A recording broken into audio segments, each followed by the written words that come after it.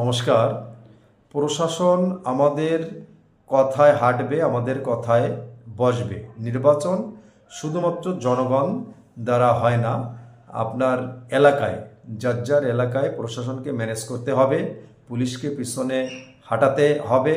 আমাদের কথায় প্রশাসন মামলা নিবে, আমাদের কথায় গ্রেপ্তার করবে। এইসব কথাগুলো গতকাল গতকাল চট্টগ্রাম নগরীর জিএসি কনভেনশন হলে জামাত ইসলাম আয়োজিত নির্বাচনী দায়িত্বশীল সম্মেলনে দলের দলের কর্মপরিষদ সদস্য শাহজান চৌধুরী তিনি বললেন। সভায় প্রধান অতিথি হিসেবে উপস্থিত ছিলেন ডাক্তার শফিকুর রহমান।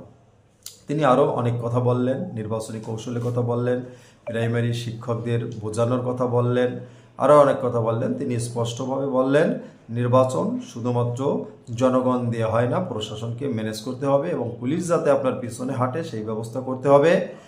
এলাকায় যার যার এলাকায় মামলা নিবে, আমাদের কথায় মামলা নিবে এবং গ্রেপ্তারও আমাদের কথায় বলবে। বিষয়গুলো তিনি গতকাল বললেন। কথাগুলো আপনার কেমন লাগলো?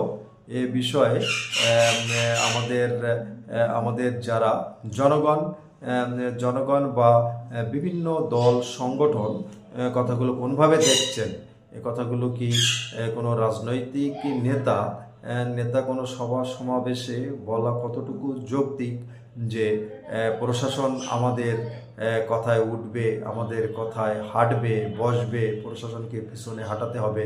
আপনারা বিষয়টি আমি আলোচনা করব না, আপনারা আপনাদের মতামত কমেন্ট বক্সে জানাবেন। আশা রাখছি সবাই ভালো থাকবেন। আজকে এ পর্যন্তই। নমস্কার।